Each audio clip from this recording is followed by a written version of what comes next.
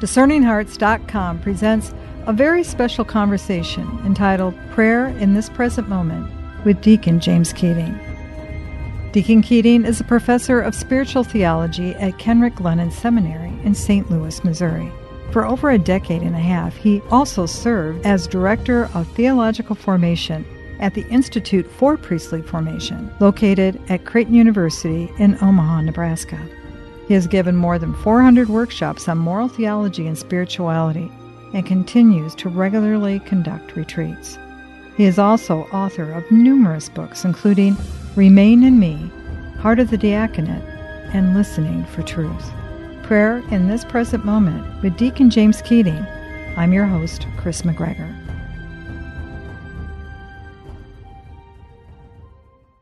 We now continue with part 2 of our conversation with Deacon James Keating.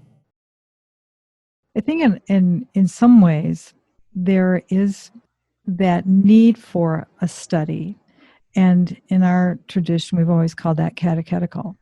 It's that period where you have this encounter with this person, and so then you want to learn everything you can about them because this is someone you are falling in love with and you want to understand them. And in the church we have catechetical periods where we learn about the scriptures. We learn even apologetics and those kind of things in a very practical term.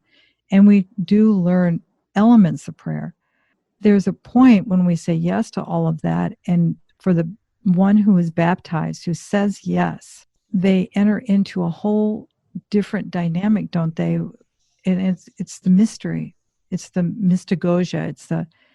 Now it's no longer the structure of the catechetical. Now it becomes the dance with the one you love. Is that and being too girly about that?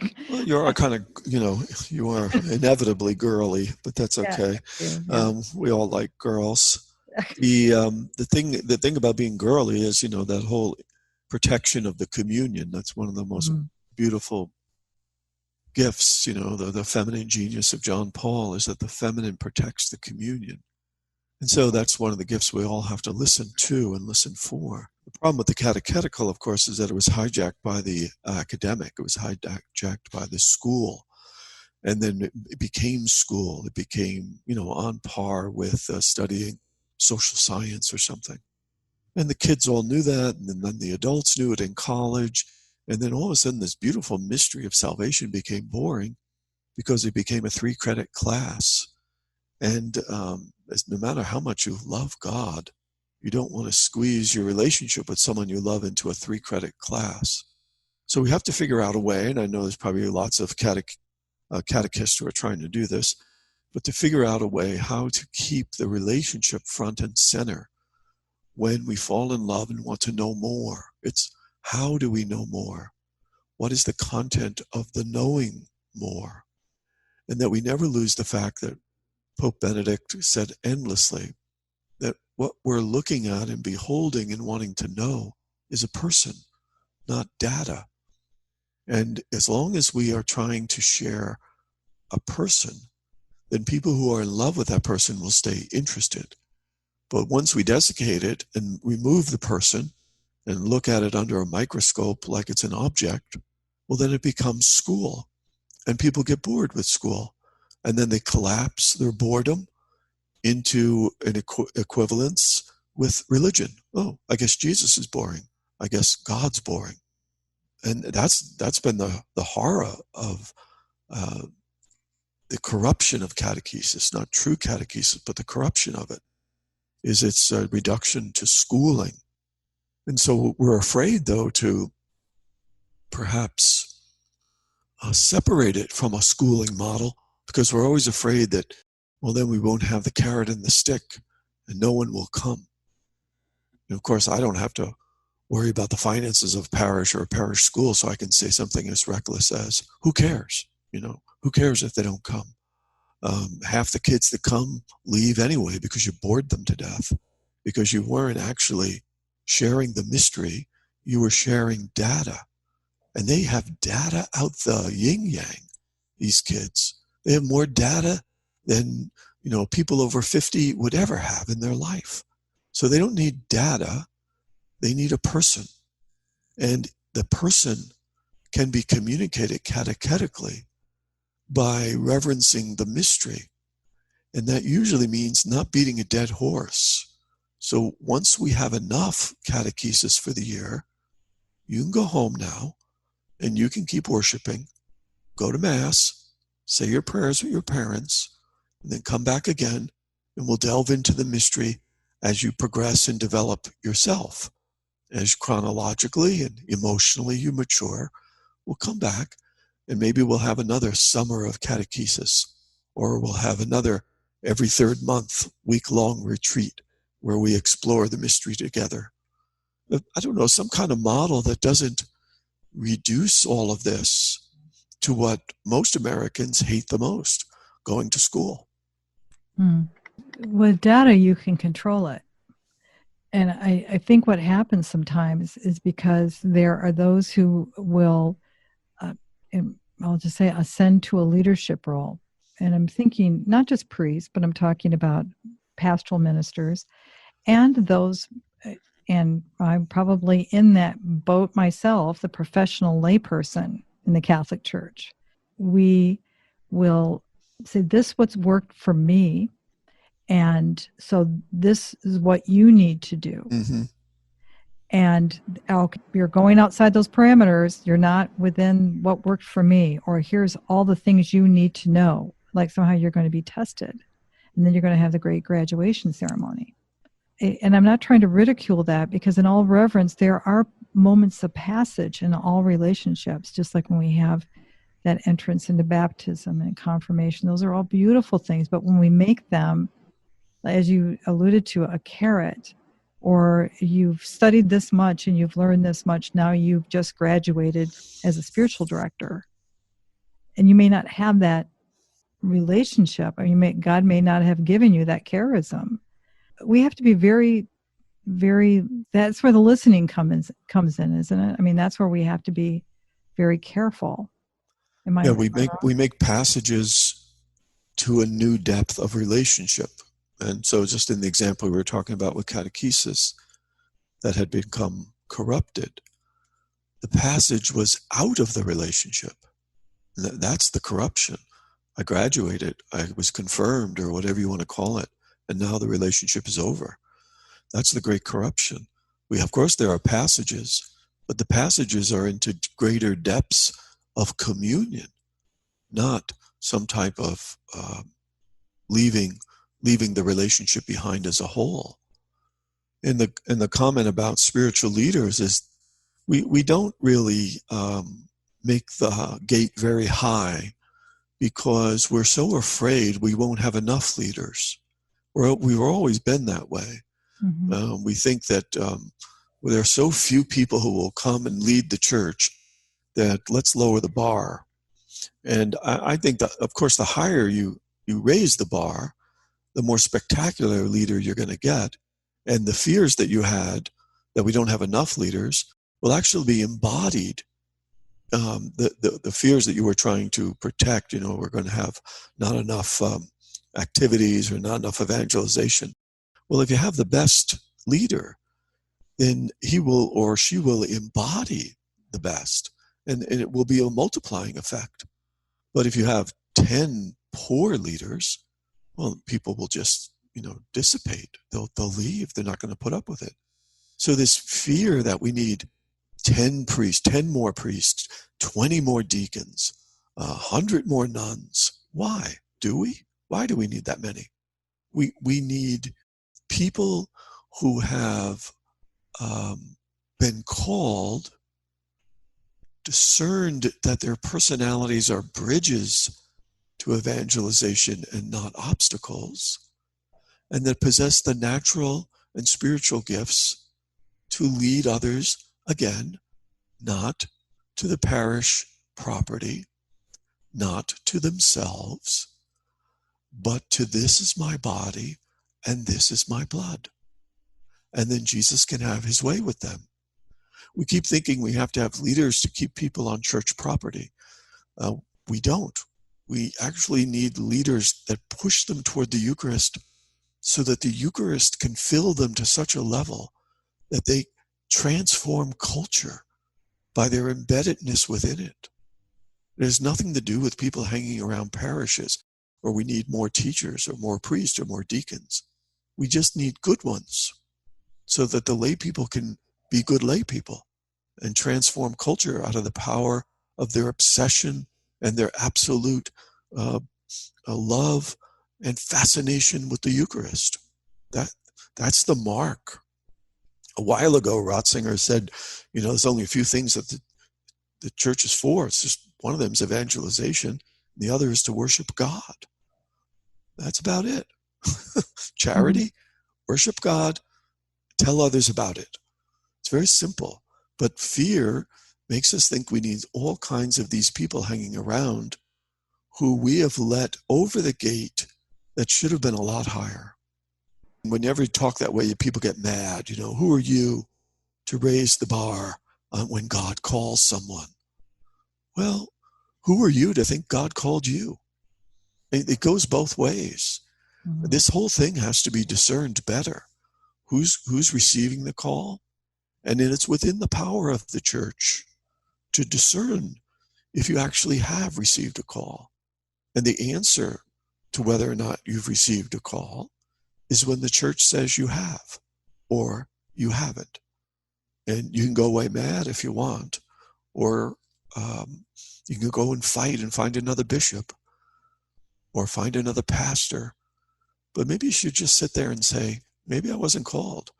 Maybe I'm supposed to be doing something else. That beautiful story about the man who was healed and Jesus said, don't follow me, go home. Go back to your village. So many people don't want to go back to the village, but they should. We'll continue our conversation with Deacon James Keating in just a moment. Did you know that Discerning Hearts has a free app in which you can find all your favorite Discerning Hearts programming? Father Timothy Gallagher, Dr. Anthony Lillis, Deacon James Keating, Mike Aquilina, Dr. Matthew Bunson, and so many more are found on the Discerning Hearts free app. Did you also know that you can stream Discerning Hearts programming on numerous streaming platforms such as Apple Podcasts, Google Play, iHeartRadio, Pandora, Spotify, Stitcher, TuneIn, and so many more? And did you know that Discerning Hearts also has the YouTube page? Be sure to check out all these different places where you can find Discerning Hearts.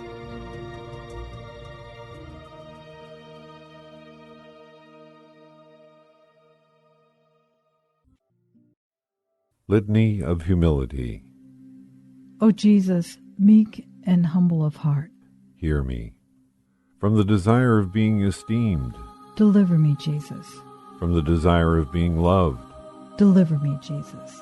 From the desire of being extolled, deliver me, Jesus. From the desire of being honored, deliver me, Jesus. From the desire of being praised, deliver me, Jesus. From the desire of being preferred to others, deliver me, Jesus. From the desire of being consulted, deliver me, Jesus. From the desire of being approved, deliver me, Jesus. From the fear of being humiliated, deliver me, Jesus. From the fear of being despised, deliver me, Jesus. From the fear of suffering rebukes, deliver me, Jesus. From the fear of being calumniated, deliver me, Jesus. From the fear of being forgotten, deliver me, Jesus. From the fear of being ridiculed, deliver me, Jesus. From the fear of being wronged, deliver me, Jesus. From the fear of being suspected, deliver me, Jesus. That others may be loved more than I, that others may be esteemed more than I, that in the opinion of the world others may increase and I may decrease, that others may be chosen and I set aside, that others may be praised and I unnoticed, that others may be preferred to me in everything, that others may become holier than I, provided that I become as holy as I should. Jesus, grant me the grace to desire it. Amen.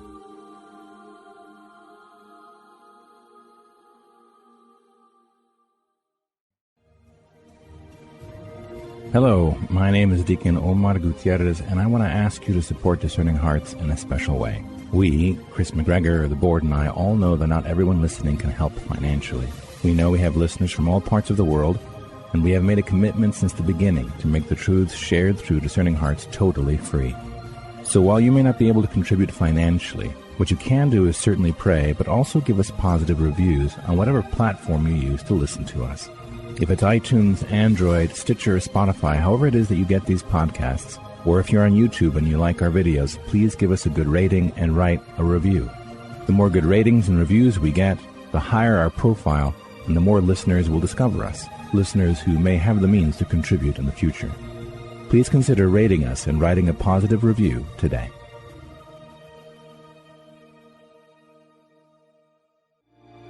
We now return to our conversation with Deacon James Keating. When I spoke earlier about rules, and, I wasn't necessarily alluding to, say, like the holy rule of St. Benedict. By understanding, a lot of times when orders have certain rules, it's not unlike a family who has rules for the household. Those are meant to help the particular household be able to function better as a family, as a unit within that home. The rules and the structures sometimes that are alarming are the ones that are so structured that they don't allow for that listening to see what God is doing with each person. When I think about that, I think of people like Padre Pio. He didn't fit into a particular structure, and he was punished for it. A Faustina, who seemed to be out of the norm. Even a Margaret Mary Alcott, the blessing for her was that she had a spiritual director that listened more deeply outside of what seemed to be normative. And that would be the case for many, many saints. Sometimes you have to have the flexibility, don't you, to be able to actually hear what God is trying to do here. Yeah, and you get that comfortability as the deeper you go into the relationship and you let go of looking at the recipe book. The recipe book very much is a guideline, and then you're in the kitchen of a good Italian cook and maybe they don't know how much of the spice they're putting in, but they put it in and it comes out really, really good. And we're over there looking at the book and making sure we only have a half a teaspoon or something. And, we didn't get the half a teaspoon, so I'm a bad cook. No, this is like a guideline to stay within the relationship. But as you're within the relationship, dance the way you want to dance. And that always gets certain, I'll call them conservatives, upset when you say things like that. Like, no, it's not a matter of not following what the Pope says or what the Catechism says. It's a matter of being so comfortable in the relationship that you never forget that the relationship is defining you, not your success at reaching a behavioral standard. What defines you is the relationship of love, not reaching a certain behavioral standard. And I think that's what the great liberation of Christ is, that he's with us even when we don't reach the behavioral standard. This is scandalous, but that's what part of the reason Jesus got killed. And then liberals, on the other hand, they take this kind of thinking and run with it. See, behavior doesn't matter. See, you can do what you want. See, your conscience is your own decision. No, that's baloney too. And the difficulty is actually being Catholic. Being Catholic is the hardest thing on the earth.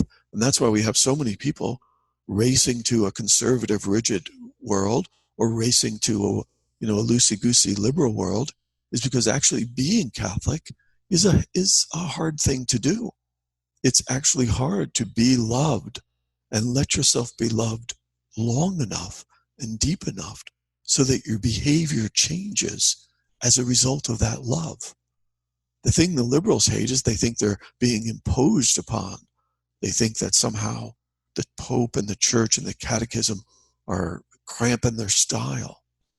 And the thing the conservatives believe is that the definition of life is whether or not your behavior is, within the textbook. And both of them are trying to find some kind of security outside the real relationship of God. And the real relationship with God is too painful, because you got to stay in the Mass as the Mass inhabits your body. And you have to keep receiving the Mass as the Mass changes your desires. And that's a very difficult life. But if you do it, we'll call you saint at the end of it. That communion, that receiving the Mass and that relationship, it always has its anchors in the Word. That is something that, for me personally, has become such an important part of who I am and part of my life.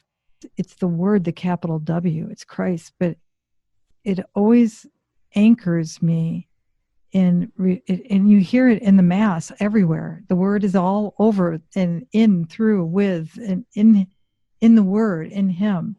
But it's a gift of the Scriptures, and you see in the lives of the saints, even the ones who never had a physical book, maybe all they had were the little snippets that were given to them. But yet they took all of that and they received it so deeply. I mean, it is the ultimate in divine communication, isn't it? And the childlikeness again, Jesus' big theme. They took it and received it so deeply. They took him at his word. They believed. They were vulnerable. They didn't try and see religion as their accomplishment. They experienced religion as a gift of this deep relationship of healing. Ratzinger said a long time ago that Christianity is basically therapeutic. If you stay in the Mass, you will be healed. If you let the Mass inhabit your body, you will be healed. It's all therapeutic. But we keep leaving the therapy, and then we go and have this false gospel, the gospel of liberalism or the gospel of conservatism. And there has nothing in it of Jesus. It's just expedient for some type of unhealed wounds that either the left or the right will not bring to the Mass. They refuse to. And so they stay liberal or they stay conservative, and they die liberal and conservative. And the extent of their imagination is purely political, and it's never sacramental. And the sacramental is what's holistic. Every truth of the world is taken up into the sacramental imagination, and only half-truths remain in the political. And so what we need to evangelize, or if catechesis is going to do anything, we have to catechize people into courage, the courage to pray, the courage to be vulnerable, to Jesus speaking to them from the cross at the Mass. What's he saying? What's he doing? What's he giving at the Mass? Are you receiving it? Are you suffering it? Are you hearing it? Is it affecting you so that your body changes? Your behavior is new? Or are you twisting the gift to your ends, to your liberal agenda, to your conservative agenda, to your puny political imagination, because you're too afraid to be loved by love itself? And all of this is happening in the humility of the Mass, in its quietness, in its simplicity of bread and wine and priest. What's happening? The literal healing of the sin of Adam and Eve in each one of us, being healed at the Mass every time we go, supplemented by reconciliation and founded upon baptism. The greatest gift, the greatest mystery, and yet so available to us, and yet paradoxically so rejected by us as well. Unless you become like little children. When we go to Mass, that's most apt to be like little children, filled with wonder and trust, and particularly vulnerability, openness.